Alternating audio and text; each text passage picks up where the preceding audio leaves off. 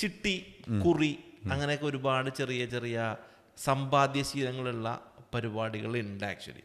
ഇപ്പം പണ്ടൊക്കെ എന്ന് പറഞ്ഞാൽ ചിട്ടി കൂടുന്നത് മോൻ്റെ പഠിത്തത്തിന് ഉപയോഗിക്കാം, അല്ലെങ്കിൽ ഇയാളുടെ കല്യാണം വരുമ്പോൾ ഒരു ലംസം എമൗണ്ട് ആകുമല്ലോ, ഇവിടെ കയ്യിൽ വെച്ചാൽ തീർന്നു പോകുമല്ലോ എന്നുള്ളൊരു ഇതിലാണ്. അപ്പോൾ ഇതൊരു നല്ലൊരു ഇൻവെസ്റ്റ്മെൻറ്റ് പ്ലാനായിട്ട് നിങ്ങൾ സജസ്റ്റ് ചെയ്യുമോ? ചിട്ടി ലാഭമാണോ എന്നുള്ളൊരു മെയിനായിട്ടുള്ള നിങ്ങളുടെ ക്വസ്റ്റ്യൻ. അപ്പോൾ ചിട്ടി എന്ന് പറഞ്ഞാൽ ശരിക്കും നമ്മൾ മനസ്സിലാക്കേണ്ട കാര്യം വെച്ചാൽ നമ്മുടെ നാട്ടിൽ മലയാളിയുടെ ഇടയിൽ ചിട്ടി ഭയങ്കര ഫേമസ് ആണ്. ഇപ്പോൾ പണ്ടൊക്കെ ചിട്ടി ഉണ്ടായിരുന്നുള്ളൂ നമുക്ക് ഇൻവെസ്റ്റ് ചെയ്യാനായിട്ട്. ഈവൻ ചിട്ടികൾ നമ്മളിപ്പോൾ ചിട്ടി കുറി എന്ന് പറഞ്ഞാൽ, അപ്പോൾ കുറി ശരിക്കും പറഞ്ഞാൽ കുറി കമ്പനി എന്ന് പറഞ്ഞു കഴിഞ്ഞാൽ നമ്മൾ മനസ്സിലാക്കേണ്ട കാര്യം വെച്ചാൽ നമ്മൾ എല്ലാം പ്രാവശ്യം കുറി അടയ്ക്കുന്നു. 1,00,000 കുറിയാണ് 10 നറുക്കാണെന്നുണ്ടെങ്കിൽ അതിൽ കുറി കമ്പനിക്ക് ഒരു 5% പോകുന്നുണ്ട്. എന്നിട്ട് ശരിക്കും പറഞ്ഞാൽ കുറി വട്ടെത്തിയിട്ട് നമ്മൾ എടുക്കുകയാണെങ്കിൽ നമുക്ക് 95,000 രൂപ നമുക്ക് കിട്ടത്തുള്ളൂ. 5,000 രൂപ 5% അവർക്കുള്ള കമ്മീഷനാണ്. 1,00,000 രൂപയിൽ 5% അവർ കമ്മീഷൻ. അങ്ങനെയാണ് ശരിക്കും നടക്കുന്നത്. പക്ഷേ ഇതിലുള്ള ലാഭം എന്ന് പറഞ്ഞു കഴിഞ്ഞാൽ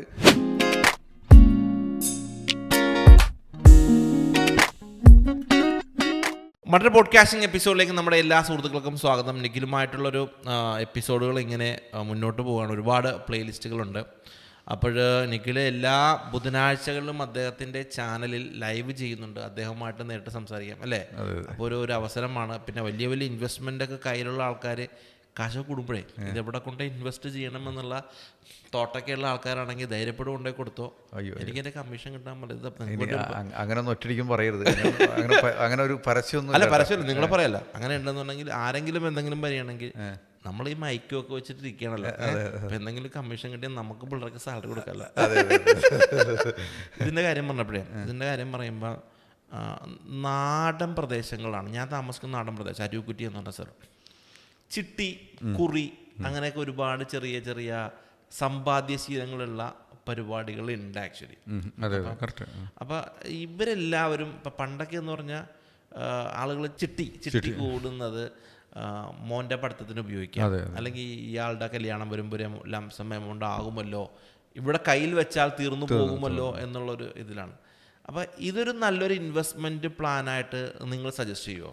ഓക്കെ, ഇതിൽ നിങ്ങൾ എനിക്ക് കാശ് കൊണ്ട് തന്നോളാൻ പറഞ്ഞതിൽ ഞാൻ ആദ്യം തന്നെ പറയാം, നമ്മൾ എടുത്ത് ആര് ഇൻവെസ്റ്റ് ചെയ്യാൻ വന്നു കഴിഞ്ഞാലും നമ്മൾ എന്താണ് ഇതിൻ്റെ റിസ്ക് എന്നും എന്താണ് ഇതിൻ്റെ അവസ്ഥ എന്ന് മനസ്സിലാക്കും. എന്നിട്ട് അതിൽ ഓരോരുത്തർക്കും കോൺഫിഡൻറ്റ് ഉണ്ടെങ്കിൽ മാത്രം ഇൻവെസ്റ്റ് ചെയ്യുക. അല്ലാതെ ഇപ്പം അത് പറഞ്ഞതുകൊണ്ട് വിശ്വസിച്ചെന്ന് പറഞ്ഞിട്ട് ഒരാളും കൊണ്ട് പൈസ ഇൻവെസ്റ്റ് ചെയ്യരുത്.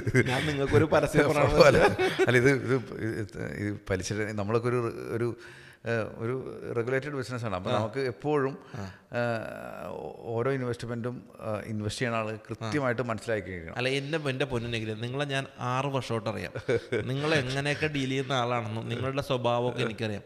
അതുകൊണ്ട് എന്നോട് പേഴ്സണൽ, നിങ്ങൾക്ക് ചിലപ്പോൾ ഇത് പക്ഷേ പറയാൻ പറ്റില്ല, എന്നോട് ഒരാൾ പേഴ്സണലി ചോദിക്കുകയാണെങ്കിൽ നിങ്ങൾക്ക് ഷെയർ ട്രേഡിങ്, ഷെയർ മാർക്കറ്റിങ്ങിനെ കുറിച്ചൊരു അഡ്വൈസും ഉണ്ടെങ്കിൽ പറഞ്ഞാൽ നിങ്ങൾ ധൈര്യപ്പെട്ടിരിക്കട്ടെ, വിളിച്ചോട്ടോ എന്ന് ഞാൻ പറയുള്ളൂ. അത് നിങ്ങളെ വിടുക, നിങ്ങൾ സബ്ജക്റ്റിലേക്ക് വരും.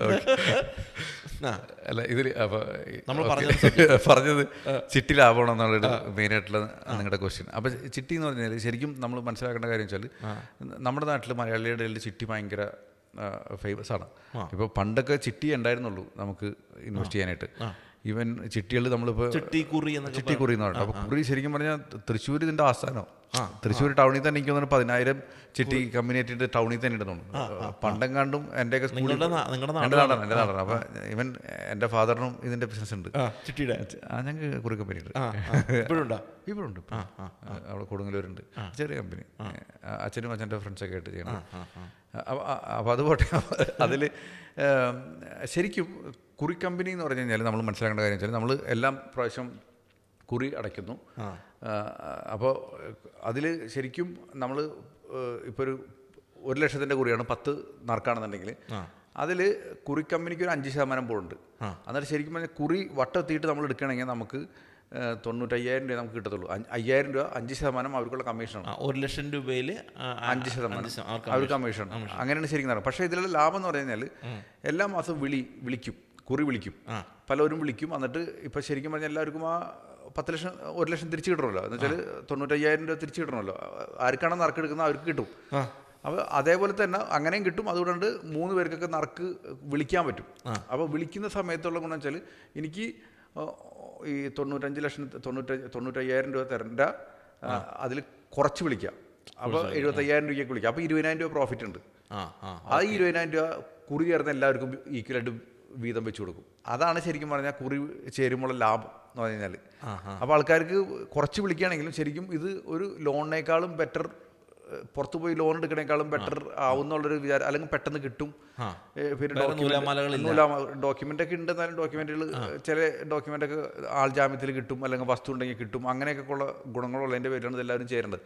അപ്പോൾ കുറിയിൽ മനസ്സിലാക്കേണ്ട കാര്യം വെച്ചാൽ ശരിക്കും നമ്മൾ വരെ അടയ്ക്കുകയാണെന്നുണ്ടെങ്കിൽ നമ്മൾ അവരുടെ കമ്പനിയുടെ കമ്മീഷൻ കുറച്ച് കഴിഞ്ഞിട്ട് 5% കഴിഞ്ഞിട്ടേ കിട്ടുകയുള്ളൂ. അതിലുള്ള ബെനിഫിറ്റ് എന്ന് വെച്ചാൽ വിളിക്കിഴിവിലുണ്ടാകുന്ന കമ്മീഷൻ്റെ എത്രയാണോ ഈക്വലായിട്ട് ഡിവൈഡ് ചെയ്തിട്ടുള്ള ലാഭമാണ് ക്ലയൻസിന് ഉണ്ടാവുന്നത്. അപ്പോൾ ശരിക്കും പറഞ്ഞാൽ കണക്കാക്കി നോക്കുകയാണെങ്കിൽ ഒരു FD-യേക്കാളും കുറവ് റിട്ടേൺ ഇതിൽ നിന്ന് ഉണ്ടാവത്തുള്ളൂ. മനസ്സിലായി. നമ്മൾ ഇവൻ കാൽക്കുലേറ്റ് ചെയ്ത് നോക്കുകയാണെങ്കിൽ മിക്കവാറും അങ്ങനെ തന്നെ ആയിരിക്കും, അല്ലെങ്കിൽ FD-നായിട്ട് മാച്ച് ചെയ്യുന്ന റിട്ടേൺ ആയിരിക്കും ഇതിൽ നിന്ന് കിട്ടുന്നത്. പിന്നെ ഇത് ഒരു കമ്മിറ്റ്മെൻ്റ് ആണ്, ഇത്ര കാലത്തേക്ക് അടച്ചേ പറ്റൂ. അപ്പോൾ ഇത് ആർക്കാണ് നല്ലതെന്ന് വെച്ചാൽ, ഇപ്പോൾ ഒരു ബിസിനസ്സുകാരൻ ആൾക്ക് പൈസ അടയ്ക്കുമ്പോൾ എപ്പോഴും റോൾ ചെയ്യേണ്ടതാണ്. അപ്പോൾ ആൾക്ക് ഇങ്ങനെ വിളിച്ചെടുക്കാനായിട്ടുള്ളൊരു ഫ്രീഡം ഉണ്ടെന്നുണ്ടെങ്കിൽ അയാൾക്കത് നല്ലതാണ്.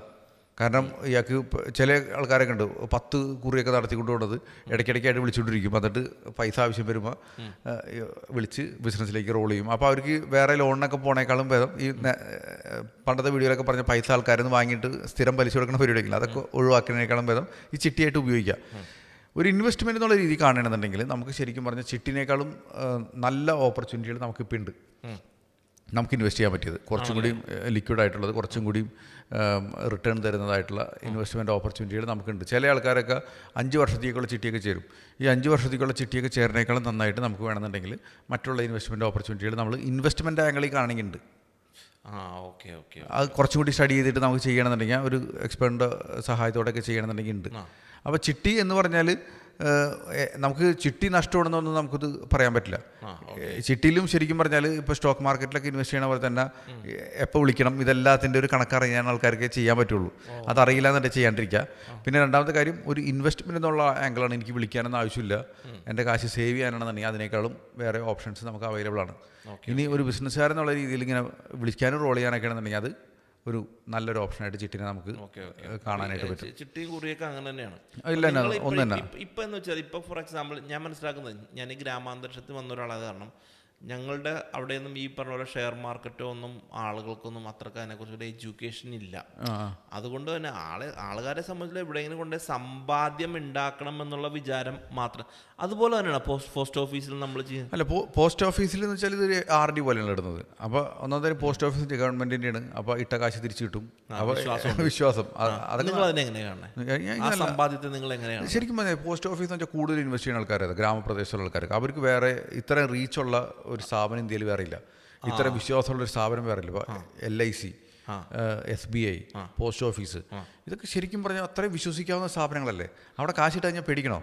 ഗവൺമെന്റിന് കാശ് കൊടുക്കണ പോലെയല്ലേ ഇതൊക്കെ. എപ്പോഴും മറ്റേ പൊട്ടിപ്പോയില്ല എന്നുള്ളത് ഗവൺമെന്റിന്റെ ഫുൾ ഇൻവോൾവ്മെന്റ് ഉള്ളല്ലേ. അതിലെന്തെങ്കിലും റിസ്ക് ഉണ്ടോ എനിക്കില്ല ഇങ്ങനത്തെ? ഓൾമോസ്റ്റ് ഇല്ലാന്ന് തന്നെ പറയാം. തിയറിക്ക് ഇപ്പോൾ ഗവൺമെന്റ് പൊട്ടിപ്പോയി കഴിഞ്ഞാൽ എനിക്ക് തോന്നല്ല അങ്ങനത്തെ ഒരു പ്രശ്നം ഇന്ത്യയിൽ ഉണ്ടാവുന്നുള്ളത്. യെസ്. അപ്പോൾ അതുകൊണ്ട് ആളുകൾക്ക് ഒന്നുകൂടെ സാധാരണ ഇതിനെക്കുറിച്ച് ഇപ്പോൾ നമ്മൾ ഈ പറയുന്ന പോലെ SIP-യോ ഷെയർ ട്രേഡിങ്ങോ മ്യൂച്വൽ ഫണ്ടോ അറിയില്ലാത്ത ആളെ സംബന്ധിച്ചിടത്തോളം അവർക്ക് സമ്പാദ്യശീലങ്ങൾ ഡെവലപ്പ് ചെയ്യാൻ ഇതൊക്കെ തന്നെ ഏറ്റവും വലിയ ഇതൊക്കെ ഏറ്റവും എനിക്കെപ്പോഴും പറഞ്ഞാൽ ചില ആൾക്കാർക്ക് എന്നോട് പറയാറുണ്ട് LIC ഇട്ടിട്ട് കാശ് നഷ്ടമായി എന്നൊക്കെ പറഞ്ഞു. ഞാൻ LIC-നെ കുറ്റമായിട്ട് പറഞ്ഞതല്ല. പക്ഷെ ഞാൻ പറഞ്ഞു അന്ന് LIC ഉണ്ടായുള്ളൂ നിങ്ങൾക്ക്, അതങ്ങ് അത് ഇട്ടതിൻ്റെ പേരിൽ അത്രയും കാശ് നിങ്ങളുടെ അടുത്ത് ഇപ്പം ഉണ്ടായില്ലേ. അതെ. അപ്പോൾ ഇവൻ ഇത് ഭയങ്കര ഒരു എനിക്കിഷ്ടമായി LIC പോളിസി. എൻ്റെ അച്ഛൻ LIC ചെയ്തിട്ട്. അപ്പോൾ എനിക്ക് തോന്നുന്നു ഞാൻ അന്നൊക്കെ എപ്പോഴും ഞാൻ പുതിയ പോളിസി എടുക്കും. അപ്പോൾ ഇപ്പോൾ എനിക്കിപ്പോൾ ഇത്രയും വയസ്സായപ്പോൾ, ഇത്രയും വയസ്സ് വെച്ചാൽ ഞാൻ വളരെ കുറച്ച് വയസ്സ് വരട്ടെ, 42 വയസ്സുള്ളൂ. ഓക്കെ. അപ്പോൾ ഈ ടൈമിൽ എനിക്ക് ഇത് ഇടയ്ക്ക് മിക്ക പോളിസികളും ഇപ്പോൾ മെച്യൂർ ആയിക്കൊണ്ടിരിക്കുകയാണ്. അപ്പോൾ ഞാനതിൽ റിട്ടേൺ പേഴ്സൻറ്റേജ് നോക്കാറില്ല, എനിക്കൊരു ബൾക്ക് പൈസ കിട്ടില്ലേ. അപ്പോൾ അങ്ങനെ കിട്ടുമ്പോൾ ഒരു സന്തോഷമുണ്ട്. അത് ഈ ഒരു വിഷയത്തെക്കുറിച്ച് LIC-യുടെ റിട്ടേൺ പോളിസിയും LIC ആണോ അതോ മറ്റ് ഇൻവെസ്റ്റ്മെന്റ് പദ്ധതികളാണോ നല്ലത് എന്നുള്ള കാര്യം, LIC-നേക്കാളും കൂടി ഇൻഷുറൻസ് നല്ലതാണെന്ന് സംസാരിക്കേണ്ടത്. അപ്പോൾ ഇതിൽ ചിട്ടിയിൽ നമ്മൾ ഇത്രയേ ഉള്ളൂ കാര്യം പറയുന്നത്. ചിട്ടിയിൽ നമുക്ക് എല്ലാവർക്കും ഇത് മനസ്സിലാക്കണം, ഇത് നമുക്ക് ചിട്ടി നല്ലതാണ്. ഇപ്പോൾ വേറെ ഇൻവെസ്റ്റ്മെന്റ് ഓപ്പർച്യൂണിറ്റി ഇല്ലയെന്ന് പറഞ്ഞ് ചിട്ടി പോയി ചേരാനുള്ള അർത്ഥമില്ല. പിന്നെ ചിട്ടി ചേരുമ്പോൾ നമ്മൾ നോക്കുക, ഇതൊരു ലോക്കൽ സെറ്റപ്പിലാണ് നമ്മൾ ചെയ്യുന്നത്.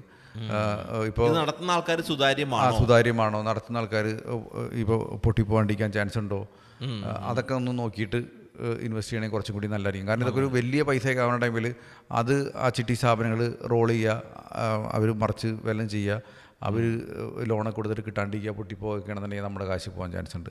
അപ്പോൾ എപ്പോഴും വലിയ സ്ഥാപനങ്ങളായിട്ട് ചെയ്യാനായിട്ട് ശ്രമിക്കുക. യെസ്, ഒരു ട്രാൻസ്പെറൻസി അതിനകത്ത് വരുത്തുക എന്നുള്ളതാണ്. അത്ര നമുക്കറിയാലോ, സ്ഥാപനങ്ങളുടെ വലിപ്പം കണ്ടാലും അറിയാലോ അത് നല്ലതാണ് നമ്മളത്. അപ്പോൾ എന്തായാലും നമുക്ക് അടുത്തൊരു എപ്പിസോഡിൽ വേറെ കാര്യം ഡിസ്കസ് ചെയ്യാം. Thank you so much. Thank you.